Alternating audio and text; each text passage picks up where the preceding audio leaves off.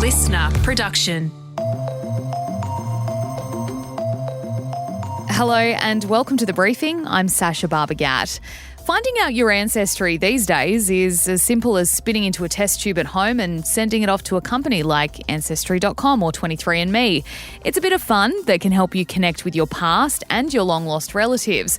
But what happens to your genetic information once you've got your results? If we are going to allow this, we need stronger regulations in place that really do, hold companies to account for how they can and cannot use your data. That story is coming up after the headlines. Right now, though, Chris Spyrou is here with the day's top stories. It's Thursday, October 10.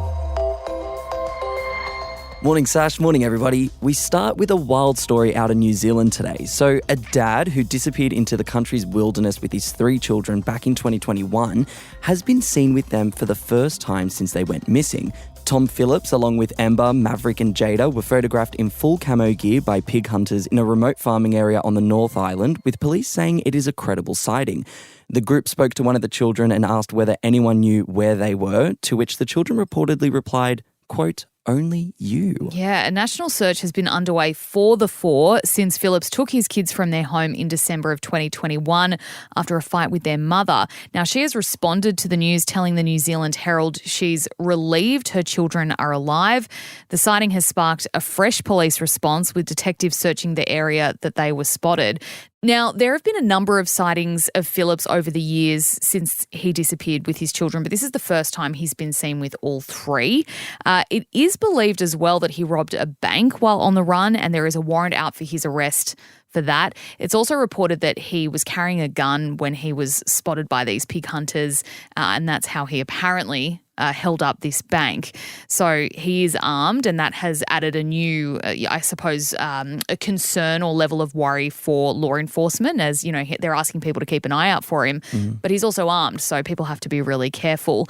The boy's mum has criticised authorities, saying that they should be doing more to track down her ex-partner. She's also appealed to those who she thinks are helping her ex-husband. Police have also said that they think Phillips is getting help from other parties, and there was a reward put out for information which could lead to the safe return of the children and discovery of Phillips, but that offer expired before being claimed. So now that they've been seen and now that police are in this area, they are keeping the search a little bit hush-hush in terms of exactly where they're looking. But here's hoping that those kids can, be reunited with their mum. They haven't been to school in 3 years, so it's a really serious thing that's going on. So yeah, hopefully this leads to more information for them. Back home, a Senate committee has backed Labor's international student caps, but has recommended it be passed with significant amendments. Now, the government plans to cap the number of international students next year to 270,000, and that's 30% less than last year. For that to happen, it needs a whole heap of powers, but the one being challenged is the power to set limits on the amount of students who can enrol in specific courses at unis and TAFEs across Australia. Essentially, the government wants power to suspend and cancel courses to get this cap done, Sash. So the Labor-led committee wants those enrolment limits at a course level removed, recommending that the minister be required to consult with providers, the immigration minister and other peak bodies before setting future limits. Yeah, so this is really messy, but this is all to do with trying to cap the number of international students coming over. And this is, looks like the government trying to seek these powers and questions around whether they should have those powers.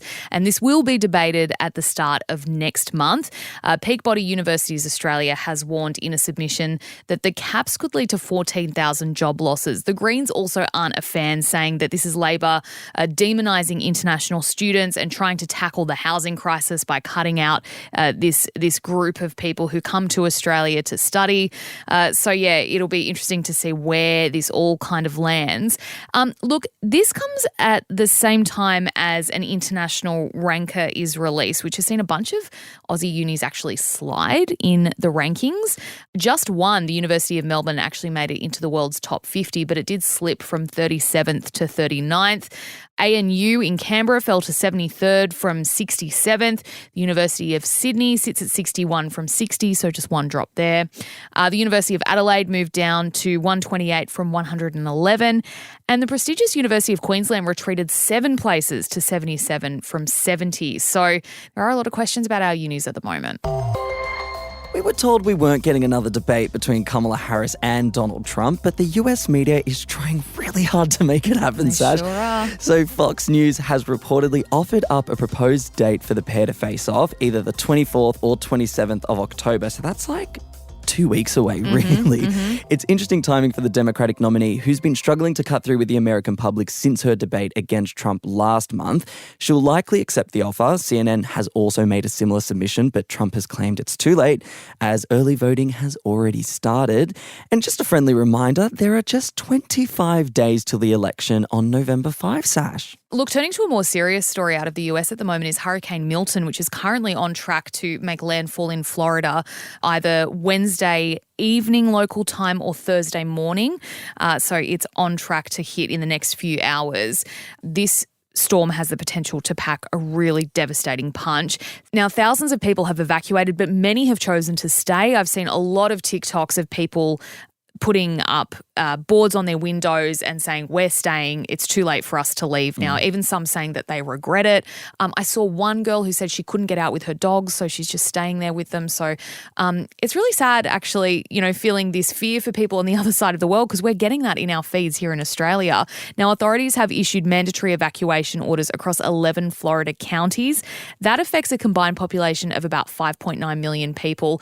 Florida's Governor, Ron DeSantis, said anyone who chooses to stay behind has to fend for themselves. So, yeah, our thoughts are with people in Florida at the moment. That is a really scary situation. Hope everything turns out okay.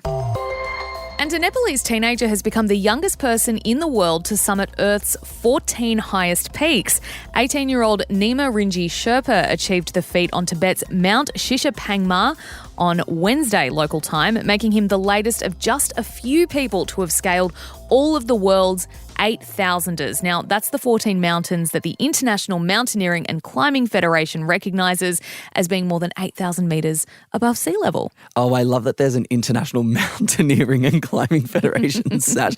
But part of his drive was getting recognition for the Sherpa community, which is the name of an ethnic group of people who live in the mountains of Nepal, but is often used to describe someone who is a mountain guide or porter working in the Everest area.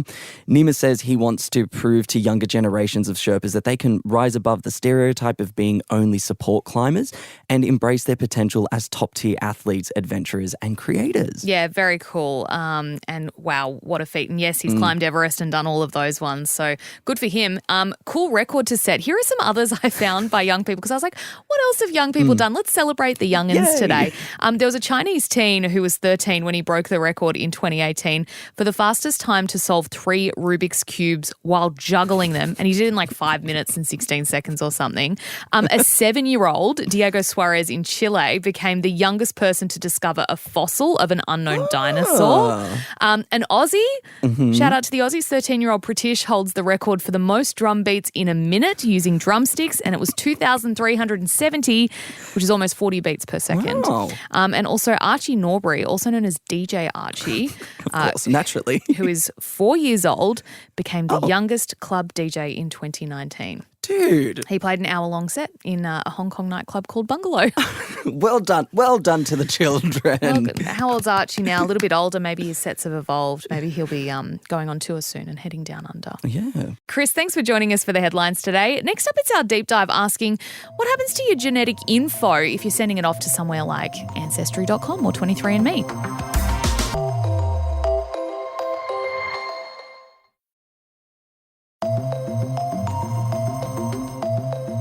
Hey, Chris Spyrou here. Welcome to The Briefing. Have you ever wondered where you come from? Or have you wanted to find out whether you hold the genetic markers to a condition that runs in your family? Those are the most common reasons people undertake at-home DNA tests. And since the mid-2000s, it's been super accessible across the globe and right here in Australia. And it's as easy as spitting into a tube that then gets sent off to a lab, and within weeks, you have your answers. Now, most of us would be familiar with Ancestry.com and its main competitor, 23andMe, who provide that exact service.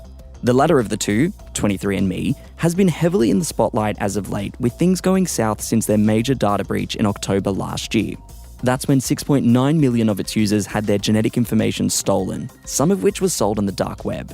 And 5,000 of those users were part of a class action against 23andMe, which last month settled out of court for $44.5 million Australian dollars. In amongst all of that, the company's had layoffs and closures, and 7 of their independent directors have since stepped down, citing frustration with its direction. And if that wasn't bad enough, there were also rumours that their CEO would be selling up.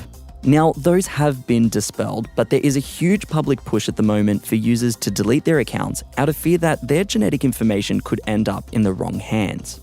Joining me now to unpack it all is Dr Katie Hasson from the Centre for Genetics and Society. Dr Hasson, thank you so much for joining us on the briefing. First off, what genetic information can actually be collected about us when we send off our spit for testing? Yeah, when you send off your spit to a company like 23andMe, they are doing some testing of some parts of your genome, and they are collecting information about potentially your genetic ancestry, your health risks, and other things like that. So what are some of the positive ways that this genetic information can be used? Many people seem to find it appealing to learn more about their ancestry, their family background through looking at genetics. You could potentially find family members. For example, if you are adopted or interested in finding more of your extended family, 23andMe does offer some health information as well, although it's not as specific or reliable as the kind of genetic testing that you would get from your doctor. So it's important to know that those are two different kinds of tests. And so while these companies do offer some health information, it shouldn't be used as a replacement for getting genetic testing in a medical context.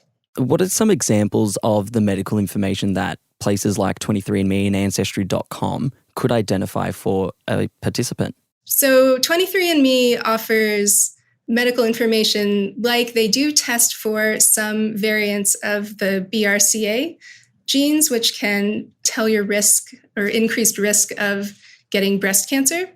They do only test for a limited number of variants, and mainly the ones that are most common in people who have Ashkenazi Jewish background. But that is one example of the medical information that they offer.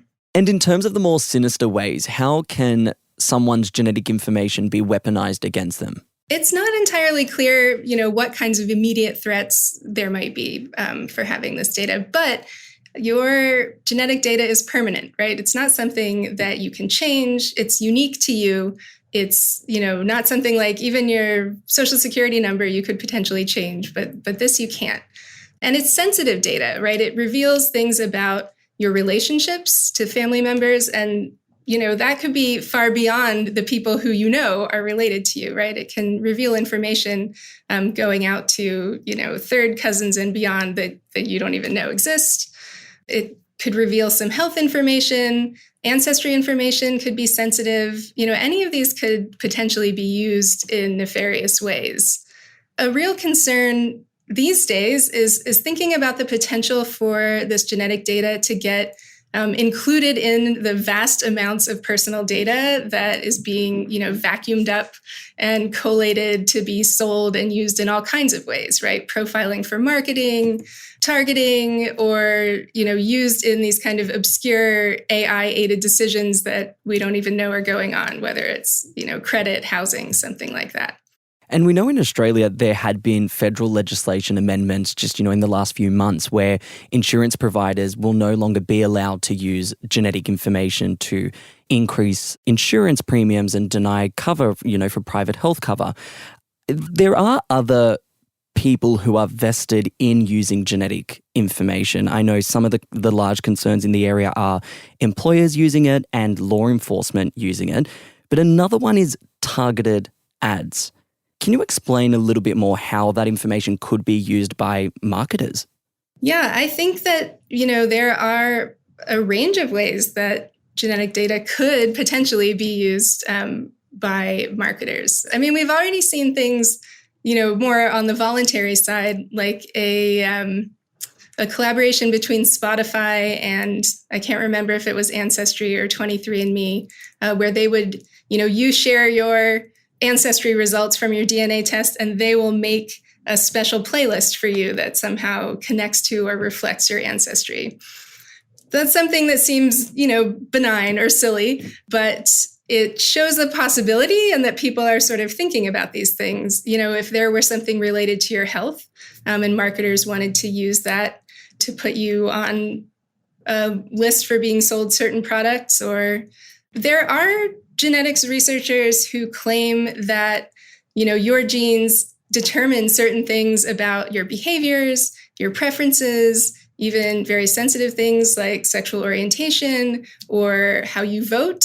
And those claims are pretty dubious, I would say, but that doesn't mean that people would try to put it to use. We've seen many examples of times that, it seemed pretty harmless to share really personal data about yourself, and it turned out to be used in sinister ways later on, right? Data shared on Facebook, the way that your browsing history is tracked, location data from phones, and any and all of those things are starting to be combined. And if they potentially pull genetic data into that, I think that could be really concerning. One of the two major DNA tracing sites, 23andMe, is currently facing a pretty uncertain future at the moment. And there are growing calls and how-to guides being published advising users to delete their profiles. Why is that happening? I think that for a long time, a lot of people have not realized exactly how the business model of 23andMe and other genetic testing companies, consumer genetic testing companies like that work. We get the sense that, you spit in the tube and you send them $99 and you get your information back. And that's how they're making their money, from everyone paying their $99. But the business model all along has been about amassing a giant database of genetic information, right? That is where the value is, in the data that comes from, the spit that everyone is sending them. So when something happens like the breach that happened last year, or the various financial difficulties that 23andMe is having right now, it makes people start to think, what is going to happen to all of that data, right? Where is it going to go? What happens if 23andMe goes out of business? And all that's left is this very valuable database of genetic information. So I think that is starting to cause people to feel concerned about it and feeling like they might want to pull their data out of that database while they still can. Moving on now to consumer protections. What legal options are available for consumers to protect their genetic data? If you've agreed to allow your data to be used in research, which apparently 80% of 23andMe users do agree to that, if your data is already in the data set that's already been used for a published paper, there's no way to pull it back from that. But in the US, we have GINA, the Genetic Information Non-Discrimination Act. And this is one law that protects people from being discriminated against on the basis of genetic data. And it means that, employment decisions cannot be made with reference to genetic data, or health insurance decisions. But there are some very big loopholes in it, which include life insurance, long-term care, education system, and the military are not covered by GINA. So there are still a lot of ways that your data is not protected, and discrimination is not prohibited by this particular law. There's also the HIPAA laws, which cover the privacy of your personal health information. That is another one that does not apply to 23andMe. It applies only to medical providers. And since 23andMe is not a medical provider, then they are not required to follow HIPAA laws. So mainly, your privacy is protected just through 23andMe's own privacy policy. It's basically at the whim of these companies, because while they may spell out everything in the privacy policy, if you read all of it before you agree, which I would say hardly anyone does, they can always change it. It says there in the privacy policy that they have the right to change the privacy policy at any point. And indeed, they did make a change to part of their policy right after the breach that happened last year, and that raised concern from a number of people as well. And another thing I found really interesting in their fine print was the simple fact that they specified consumer information is a sellable asset. It's definitely a saleable asset. So in the event of a merger or in the event of a takeover, this genetic data doesn't really die with 23andMe. It can take on all these different forms depending on who's purchasing. Is this all just a very clear indication that things like genetic testing shouldn't be commercialized? I think that we need to think really carefully about the commercialization of genetic testing and the collection of genetic data. If we are going to allow this, we need stronger regulations in place that really do, hold companies to account for how they can and cannot use your data. Would you ever submit your spit or hair to one of these sites? Personally, no, I would not. No, I think that the positives are not actually that appealing. There's not actually that much value that these tests can offer you, and the downsides are quite high, as we're starting to see. And again, I think it's really different from, medical genetic testing that you might use for other reasons. Dr. Katie Hasson, thank you so much for joining us on The Briefing. Thank you. That was Dr. Katie Hasson there talking about 23andMe and what can happen if your genetic information ends up in the wrong hands. Now, that is all we have for this episode of The Briefing. We would love it if you could share this episode with someone who you think might enjoy it. And if you want to keep up with our other content, you can check us out on Instagram at The Briefing Podcast and on TikTok and YouTube, of course. Just search Listener Newsroom. I'm Chris Spyrou. See you next time.